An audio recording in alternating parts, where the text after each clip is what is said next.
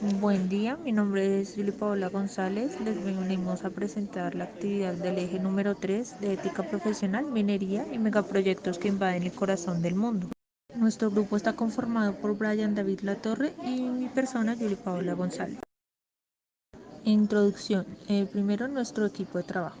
Segundo, el contexto de la lectura. Tercero, los derechos de los que habla el artículo. Cuarto, relación con la Constitución Política de Colombia. Cinco, las razones por las cuales han sido garantizados y vulnerados los derechos identificados. Sexto, el caso en el entorno. Séptimo, las alternativas de protección para garantizar los derechos vulnerados. Octavo, la presentación del caso del señor Oscar. Y noveno, las conclusiones. Bueno, muy buenas noches, me presento. Mi nombre es Brian Latorre y antes de empezar queremos dejarlos con esta frase que dice: privar a las personas de sus derechos humanos es poner en tela de juicio su propia humanidad. Contexto. Este hecho ocurre en la Sierra Nevada de Santa Marta, también conocida como el corazón del mundo. En este territorio viven pueblos indígenas desde hace muchísimo tiempo, los cuales reclamaron los derechos sobre estas tierras hace muchísimos años. Por medio de la acción legal ante la Corte Constitucional, se sintieron amenazados por invasores que decidieron explotar sus tierras por medio de la minería ilegal y legal dentro de la línea negra. Este es un territorio ancestral que en 1973 fue reconocido por el gobierno nacional como un anillo de lugares sagrados que se extienden alrededor de la base de la cordillera. Además, presentaron denuncias sobre varios proyectos de infraestructura, entre estos el desarrollo de un puerto carbonífero, una presa hidroeléctrica y un hotel. Bueno, y ahora hablaremos de los derechos de los que habla el artículo. La lectura habla de la vulneración del derecho al territorio ancestral a los indígenas que están ubicados en la línea negra. Este derecho determina que todos los pueblos indígenas tienen derecho a poseer, utilizar, desarrollar y controlar las tierras, territorios y recursos que poseen debido a la propiedad tradicional u otra forma tradicional de ocupación o utilización, así como aquellos que hayan adquirido de otra forma. En esta lectura también trata el derecho a la consulta previa que tiene las minorías étnicas según la Constitución Política de Colombia en 1991. Este derecho garantiza a las comunidades indígenas que se debe consultar de manera previa todos los proyectos que tengan un impacto ambiental o social en los territorios colectivos. Relación de la Constitución Política de Colombia.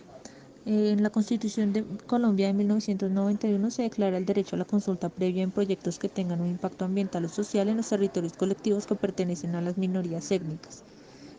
Podemos ver en la misma Constitución el artículo 7, donde habla de que el Estado reconoce y protege la diversidad étnica y cultural de la nación colombiana. En el artículo 8 es obligación del Estado y de las personas proteger las riquezas culturales y naturales de la nación. En el artículo 40, todo ciudadano tiene derecho a participar en la conformación, ejercicio y control del poder político. Y en el artículo 330, de conformidad con la Constitución y las leyes, los territorios indígenas están gobernados por consejos conformados y reglamentados según los usos y costumbres de sus comunidades, en los cuales debe ejercer, entre otras funciones, velar por la aplicación de las normas legales sobre usos del suelo y poblamiento de sus territorios, diseñar políticas y planes y programas de desarrollo económico y social dentro de su territorio, percibir y distribuir los recursos, velar por la preservación de los recursos naturales, entre otros. Bueno, y ahora vamos a hablar de un caso bastante parecido. Este es el caso del pueblo indígena Ua. El 21 de octubre de 2020, ante la Corte Interamericana de Derechos Humanos, se presentó el caso de este pueblo indígena. Este caso habla de la falta de protección efectiva del derecho a la propiedad ancestral del pueblo Huia, debido a que su territorio se realizaban una serie de actividades petroleras, mineras, turísticas y de infraestructura. Este pueblo se ha visto afectado severamente por el conflicto armado interno que se presenta en el país, lo cual ha tenido al pueblo al borde de la extinción. Esta situación pone en evidencia la extrema vulnerabilidad de sus habitantes gracias también a la concesión y actividades empresariales en sus tierras y territorios. El pueblo no ha podido usar ni gozar de sus tierras en forma pacífica. El informe de fondo de ICBD concluyó que la falta de titulación oportuna y completa, así como las demoras en el saneamiento del territorio del pueblo Huiá, incluyendo las falencias del Estado de asegurar la propiedad y protección pacíficas, son contrarias a la obligación de efectuar reconocimiento de la propiedad colectiva, con la seguridad jurídica necesaria para lograr una protección efectiva del derecho a la propiedad, así como su posesión pacífica y exclusivamente indígena. El Estado no cumplió con el derecho a la consulta previa, libre e informada, porque dio permisos, licencias y concesiones para la realización de proyectos petroleros, mineros y de infraestructura en estas tierras ancestrales y sagradas sin consultar al pueblo. El Estado de Colombia es responsable por la violación de los derechos a la propiedad colectiva, al acceso a la información, a los derechos políticos y a los derechos culturales consagrados en los artículos 21, 13, 23 y 26 de la Convención Americana en relación con los artículos 1.1 y 2 del mismo instrumento en perjuicio del pueblo huía. A continuación voy a hablar sobre las alternativas que tenemos. Entonces el primero es dar a conocer. Entonces, para hacer efectivos estos derechos librales, saneamiento que está afectando estos territorios ancestrales y sagrados, el Estado deberá adoptar medidas para que estos pueblos puedan vivir de manera pacífica su modo de vida tradicional conforme a su identidad cultural, estructura social, el sistema económico, costumbres, creencias y tradiciones distintivas. Una de las maneras para garantizar estas medidas es que los ciudadanos conozcan la ubicación de estos pueblos y sus costumbres para así protegerlos. La segunda, la reparación, considerar los daños provocados a estos pueblos por la falta de saneamiento de su territorio ancestral, así como los daños causados por los proyectos que se están llevando en los territorios para poder trabajar de la mano junto con el Estado y poderlos proteger. Y ahora vamos a hablar del caso del señor Oscar, que estaba presente en el taller. Este es un caso de abuso laboral, en donde se están vulnerando el derecho al trabajo digno. En estos últimos tiempos, las relaciones laborales entre empleado y empleadores se han venido complicando a través del tiempo. Los trabajadores deben saber que es muy importante cumplir con ciertas normas de conducta cuando se forma parte de una organización, obviamente. Pero esto tiene un límite que no debe pasar por sobre los derechos del empleado. Y estas malas prácticas pueden generar multas al empleador. El artículo 25 consagra que el trabajo es un derecho y una obligación social, y que toda persona tiene derecho a un trabajo en condiciones dignas y justas.